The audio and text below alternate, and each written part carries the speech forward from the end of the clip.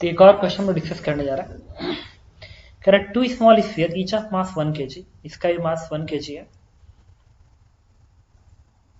इसका भी मास 1 kg, इसका भी मास 1 kg, और इसमें एक रिजिड रॉड है जो कि मासलेस है। एक बार आप पूरा क्वेश्चन रीड कर लीजिए वीडियो पॉज करके, फिर मैं बता दे रहा हूँ क्वेश्चन में क्या पूछ रहा है। और क्वेश्चन जो पूछ रहा है वो नीचे लिखा हुआ है, वो रीड कर दूंगा। अब मैं बताता हूँ क्या क्वेश्चन में है कि इसका मास स्मॉल है, इसका मास स्मॉल है, मास 1 kg का है दोनों। ईच हर स्फीयर का मास 1 kg है, साइज नेग्लिजिबल है, बीच में एक मासलेस रॉड लगा हुआ है और उसको इस पोजीशन से रिलीज किया जाता है। तो ये सर्कुलर आर्क है, इस पे ये जो पार्ट है ना, ऐसे मोशन करते हुए यहाँ पे इस पोजीशन पे आता है। कह रहा है कि जब इस पोजीशन पे आता है तो बताइए इस सरफेस ने इस पार्टिकल पे कितना फोर्स लगा के रखा होगा।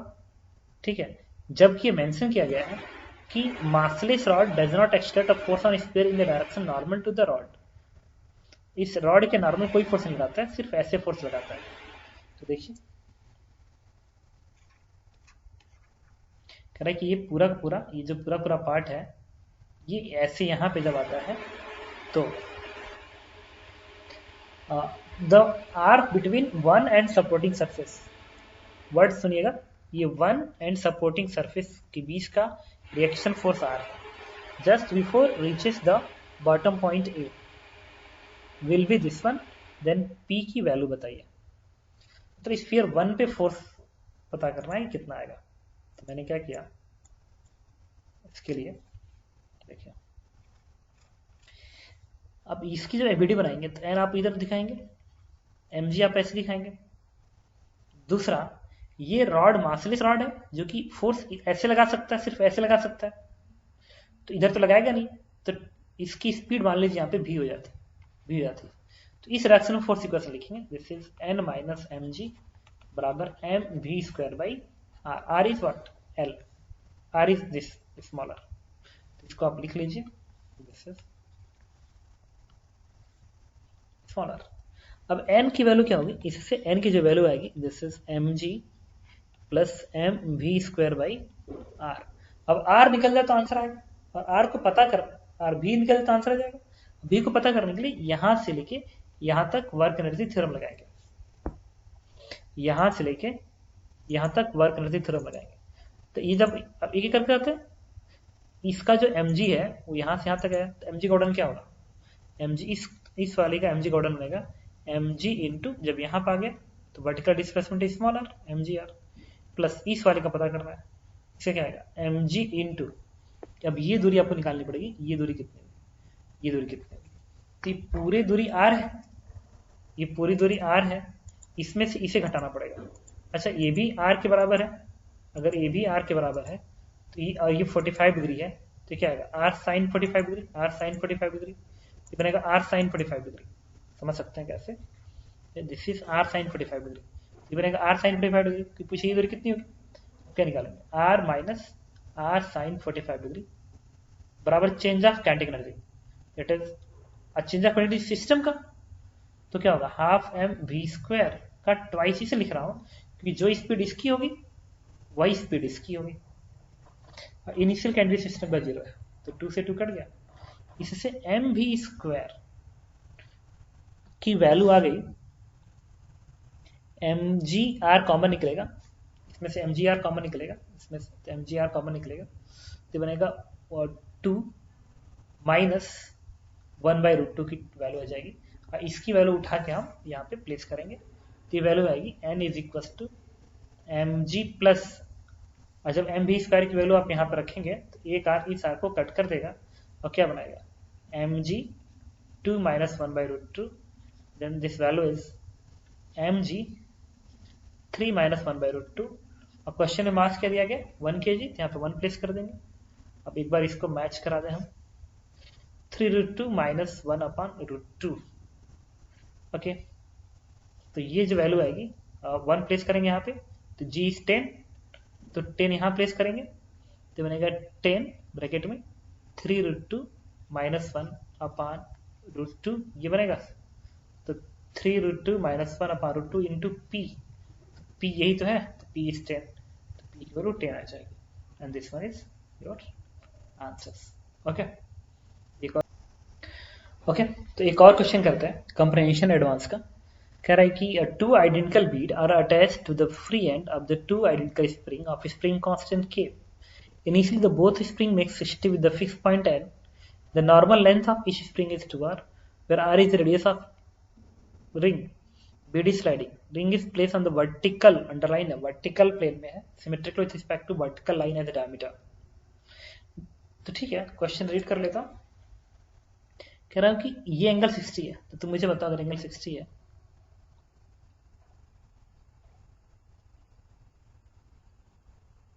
और नॉर्मल रेंज 2r के बराबर, वेयर r इज रेडियस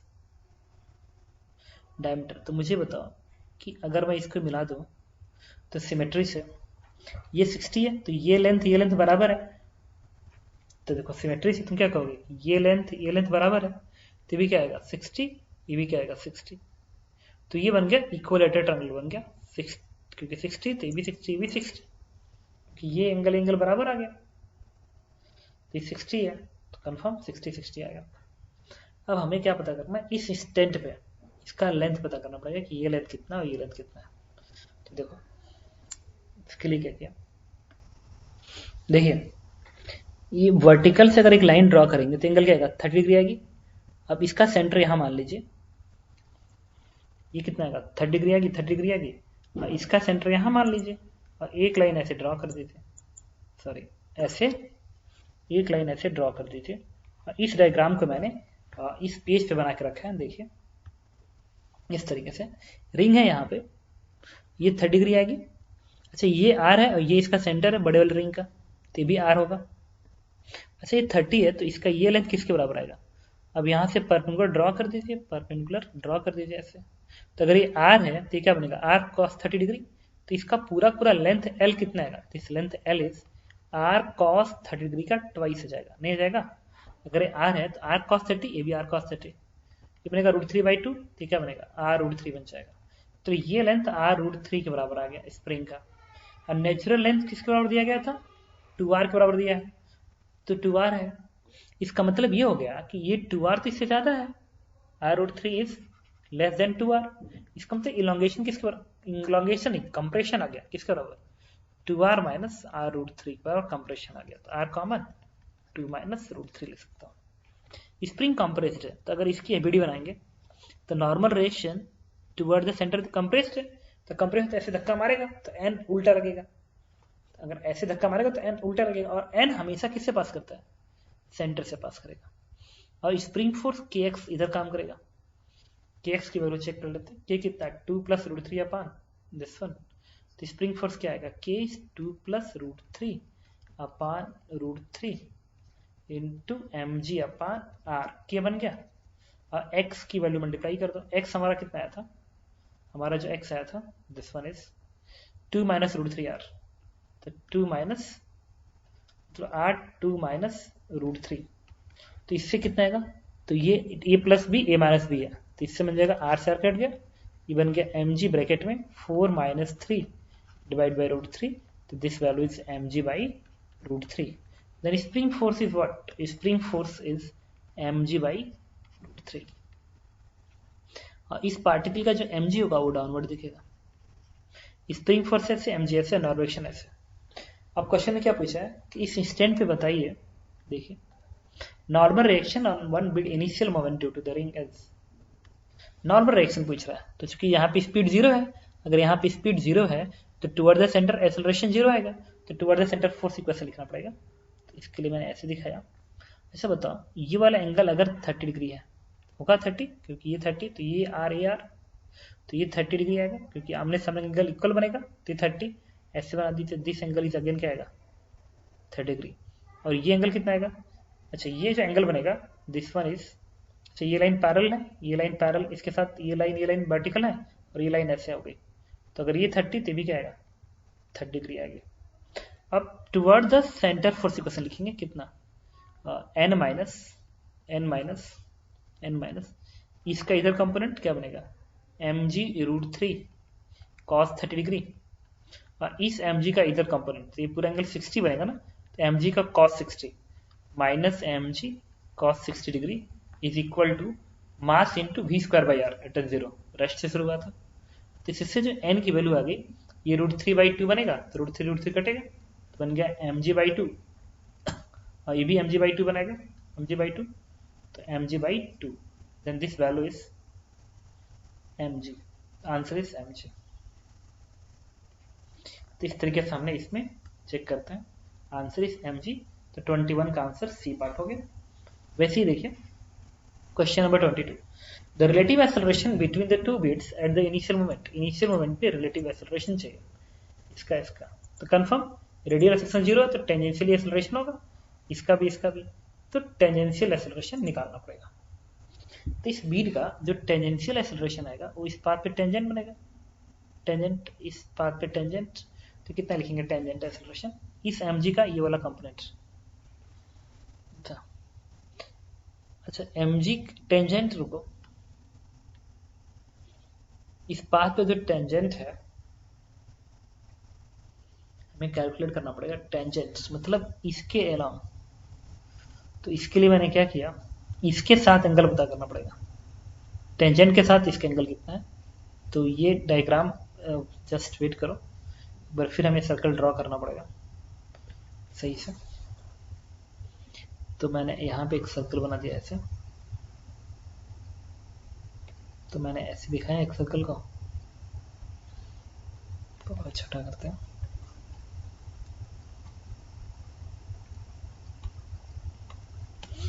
अब देखो सेंटर यहाँ पे और ये यहाँ पे था, लेट्स मान लो यहाँ पे। तो एक तो n इसकी तरफ बनेगा सेंटर की तरफ, और ये टेंजेंशियल ऐसे बनेगा, तो mg ऐसे बनेगा, और mg का नॉर्मल के साथ जो एंगल है वो 60 डिग्री है, ये n ऐसे है, इस n के साथ एंगल देखो 60 डिग्री है यहाँ पे, तो ये एंगल 60 डिग्री बनेगी। तो ये एंगल क्या बनेगा, अगर आप ऐसे दिखा दें, ये टेंजेंट कहलाएगा, टेंजेंट है, ये नॉर्मल है, तो अगर ये पूरा नॉर्मल है टेंजेंट पे, तो ये 60 डिग्री कितना बनेगा, 30 डिग्री बनेगी, दिस वन इज 30 डिग्री। अब आपको पता करना पड़ेगा इस mg/√3 का, तो mg/√3 का जो एंगल आएगा वो पता कितना आएगा, वो 60 आएगा। देखो ये कितना है, इसका टेंजेंट से बन गया। अब एक एंगल ये है ना, ये वाला, ये किसके बराबर है, ये mg/√3 है, तो मैंने इसको लिखा mg/√3। और तुम देखो ये एंगल 30 है, नॉर्मल के साथ 30 है, तो अगर नॉर्मल के साथ 30 है तो टेंजेंट के साथ क्या बनेगा, 60 बनेगा, तो दिस एंगल इज 60 डिग्री। तो आप टेंजेंट डायरेक्शन नेट फोर्स लिखेंगे, तो इस mg का ये कंपोनेंट कितना लिखेंगे आप, mg cos 30 डिग्री प्लस इस mg/√3 का ये टेंजेंट में कंपोनेंट, ये बनेगा mg/√3 cos ऑफ 60 डिग्री बराबर मास इंटू टेंजेंशियल एक्सेलरेशन। इससे क्या आ गया, इससे बनेगा cos 60 से आएगा 1/2, इससे आएगा √3/2, ठीक है। तो ये √3 mg/2 और mg/2 √3, m से m कैंसिल आउट हो जाएगा, तो इससे क्या बनेगा, g कॉमन निकाल लो, g कॉमन निकालने के बाद √3/2 प्लस यहाँ से क्या आएगा 1/2 √3 प्लस 280, तो यहाँ से 2 2 का टर्म भी बाहर आ जाएगा यहाँ से, तो √3 बनेगा, 4 बनेगा, 4/√3 4/√3, तो टेंजेंशियल एक्सेलरेशन बन गया, और 2 से 4 कटेगा तो बनेगा क्या 2g/√3, तो टेंजेंशियल एक्सेलरेशन इज 2g/√3। और इसको अब अगले पेज पे हम बनाएंगे, ठीक है, तो और बेटर समझ में आ जाएगा। देखना ये इस तरीके से है, ये इस तरीके से है, और यहाँ पे इस पार्टिकल का ये वाला एक्सेलरेशन किसके बराबर है, अभी देखो पेज पे आ रहा था 2g/√3, तो 2g/√3, सिमिलरली ये भी यहीं पे होगा, तो इसका इधर कितना होगा 2g/√3, और इसका जो एंगल आएगा, ये वाला एंगल निकाल लेते हैं, ये एंगल कितना बनेगा, दिस एंगल इज टेंजेंट के साथ। अच्छा ये नॉर्मल है ना, ये नॉर्मल डायरेक्शन में था, तो एक सेकेंड, तो अगर मुझे पता करना पड़ेगा ये नॉर्मल है, तो ये ऐसे है, तो हॉरिजॉन्टल निकालना पड़ेगा। इसको हॉरिजॉन्टल देखना चाहता हूँ, हॉरिजॉन्टल सिंगल ये वाला एंगल कितना आएगा, तभी तो ये एन है और ये नॉर्मल है, थोड़ा सा समझते हैं। ये एन है, ये टेंजेंट है ना, तो टेंजेंट के डायरेक्शन में, तो एंगल देखना बड़ा इंपॉर्टेंट पड़ेगा। तो ये टेंजेंट है और वर्टिकल से 30 डिग्री है, देखो वर्टिकल से 30 डिग्री है, ठीक है। अब यही से हो गया टेंजेंट का वर्टिकल से एंगल, ये वाला एंगल 30 डिग्री है, दिस वन इज 30 डिग्री, ठीक है। तो ये भी क्या आएगा, सिमेट्री से भी आएगा 30 डिग्री। अब क्या करो, इसके फ्रेम में इसका एक्सलेशन चाहिए, तो काम करो ना, पहले इसका कंपोनेंट कर लो, इसका कंपोनेंट कर लो। तो ये कंपोनेंट कितना बनेगा, ये बनेगा 2g/√3 का cos 30, ये बनेगा, this is 2g/√3 cos 30 degree. और हॉरिजॉन्टल क्या बनेगा, 2g/√3 sin 30 डिग्री बनेगा। तो ये √3/2, तो √3/2 से इससे वैल्यू क्या आ जाएगी, दिस वन इज g, √3/2 तो g बनेगा। और ये 1/2 तो बनेगा g/√3 बन जाएगा। इसका मतलब कि इस डायग्राम को अगर मैं दोबारा स्केच करूं तो मैं ऐसे कहूँगा, इस तरीके से, सुनते रहना, ठीक है। इस तरीके से ये अगर यहाँ पे है तो इसका इस डायरेक्शन का एक्सेलरेशन बनेगा g/√3, तो आप g/√3 दिखाएंगे, और ये वाला एक्सेलरेशन क्या दिखाएंगे, इट इज g। सिमिलरली इस पार्टिकल का भी इधर का एक्सेलरेशन, भाई जब ऐसे है तो ये एक्सेलरेशन ऐसे है, कैसे, तो ये वाला तो यही बनेगा g/√3 और ये बनेगा g। तो अगर मुझे पता करना हो कि इसके फ्रेम में इसका क्या होगा, तो ये रिवर्स करके ऐड कर दो। तो ये वाला जो वेक्टर रिवर्स करके ऐड करोगे तो ऐसे रिवर्स करके ऐड करोगे, और नीचे का जी रिवर्स करके ऐड करोगे तो ऐसे ऐड करोगे। तो इसके फ्रेम से जब तुम इसको देखोगे तो ये वाला जी रिवर्स होकर ऐसे मिलेगा, और ये जी रिवर्स होकर इसी डायरेक्शन में ऐड होगा, तो ट्वाइस बन जाएगा, तो इससे ये कैंसिल आउट हो गया। तो इसके फ्रेम में इसका एक्सेलरेशन कितना आएगा, 2g/√3, और किधर होगा, हॉरिजॉन्टल, और इस डायरेक्शन में होगा, वो आप देख सकते हैं। 2g/√3 vertically away from each other, नहीं टुवर्ड ईच अदर होगा 2g/√3। क्यों, ये देखे थे 2g/√3, और इसका इसी के तरफ है ना, ये पार्टिकल इसके तरफ है, नहीं कि अवे नहीं है, इसके तरफ है, ठीक है। एक क्वेश्चन और है, the speed of bead when spring as a normal length, bead की स्पीड बताइए जब वो नॉर्मल लेंथ पे स्प्रिंग आएगी, तो क्या होगा। देखो नॉर्मल लेंथ किसके बराबर है, क्वेश्चन में नॉर्मल लेंथ जो है वो देखो 2r के बराबर है, 2r के बराबर है। इसका मतलब जब ये बीड ऐसे भागते हुए यहाँ पे आएगा ना, यहाँ पे एकदम वर्टिकली यहाँ पे आएगा, तब जाके देखो ये दूरी किसके बराबर आएगी, ये दूरी तब जाके 2r के बराबर बनेगी, ठीक है। यही देखो, इसका मतलब इसमें क्या है कि जब ये बीड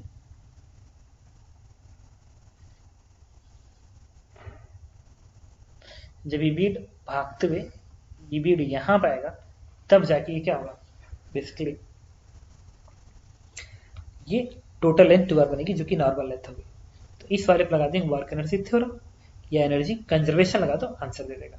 चलो एनर्जी कंजर्वेशन लगाने के लिए मैंने एक और अब डायग्राम बनाएंगे हम लोग इस तरीके से बड़ा सा, ताकि समझ सकें कि क्या करना है, ठीक है। और ये यहाँ पे है, ये यहाँ पे है,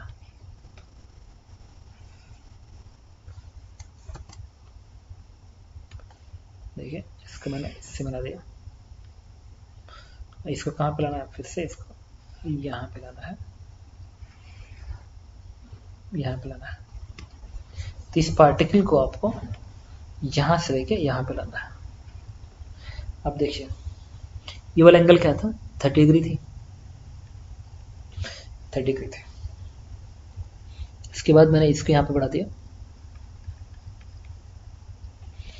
और स्प्रिंग का इलोंगेशन कितना आया था, स्प्रिंग का इलोंगेशन आया था, देखिए इनिशियली 2 - √3 आया था।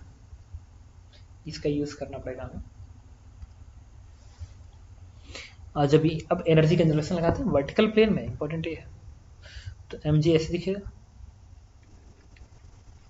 इसको मान लो रेफरेंस लाइन, रेफरेंस लाइन। यहाँ पे पार्टिकल रिलीज कर रहा हूँ तो काइनेटिक एनर्जी 0, और यहाँ पे पोटेंशियल एनर्जी, अगर ये रेफरेंस लाइन है तो mgh की पोटेंशियल एनर्जी ये बनेगी, mgh plus M G into H, H ये दूरी बनेगी, ये दूरी कितनी आएगी देखना। अच्छा तुम मुझे बताओ ये लेंथ किसके बराबर था, this length is R root three, ये तो निकाले थे ना, आर रूट थ्री था, आर रूट थ्री था, देखो कैसे, ये था length L is R root three, पूरा length L R root three था। तो ये लेंथ कितना आएगा, इस पूरा दूरी 2r में से इस दूरी घटाना पड़ेगा। अच्छा ये दूरी किसके बराबर आएगी, आर रूट थ्री का कॉस 30, कॉस 30, तो कॉस 30 बनेगा ना, कॉस 30 है, तो हम लिख सकते हैं M G into 2r minus R root three cos 30 degree. ये बन गई इस इंस्टेंट पे एम जी एच की पोजिशन एनर्जी। अब स्प्रिंग एनर्जी लिखनी पड़ेगी, इट इज प्लस हाफ के, आ रहा वास्ता रुको अभी 5 मिनट, हाफ के एक्स स्क्वायर, और के की वैल्यू किसके बराबर थी, के इज व्हाट, के की वैल्यू हमने यहाँ पे लिख रखी है 2 plus root three upon root three, 2 plus root three upon root three, wait करिएगा, हाफ के 2 plus root three upon root three M G upon R, half के इंटू एक्स स्क्वायर, और एक्स यहाँ पे इलांगेशन, इस इंस्टेंट की elongation आया था, और R 2 minus root three, R 2 minus root three, R 2 minus root three R, 1 second, R 2 minus root three था ना, तो इसको आप इरेज कर दीजिए, one is R 2 minus root three का होल स्क्वायर, देखिए हाफ के इंटू एक्स स्क्वायर बन गया। तो इस इंस्टेंट की kinetic energy zero, potential energy M G H लिख लिया, और स्प्रिंग एनर्जी हाफ के एक्स स्क्वायर लिख लिया यहाँ पे, इक्वल्स टू, जब पार्टिकल यहाँ पे आएगा इसकी स्पीड भी है, तो क्या लिखेंगे kinetic energy, it is half M V square plus इस इंस्टेंट पे एम जी एच वाली वैल्यू जीरो बन जाएगी, और स्प्रिंग एनर्जी क्या बनेगी, हाफ के एक्स स्क्वायर, और के तो यही है, it is 2 plus root three upon root three M G upon R into X square, और एक्स क्या बनेगा, ये पूरा लेंथ 2r बराबर है, ठीक है, और नेचुरल लेंथ भी क्या है 2r था, नेचुरल लेंथ भी 2r था ना, तो इसका मतलब ये जीरो हो गया, तो हट गया। अब इसी को सिंप्लीफाई करेंगे तो आपका आंसर आ जाएगा बी की वैल्यू, ओके, तो इससे आंसर मिल जाएगा। Thank you.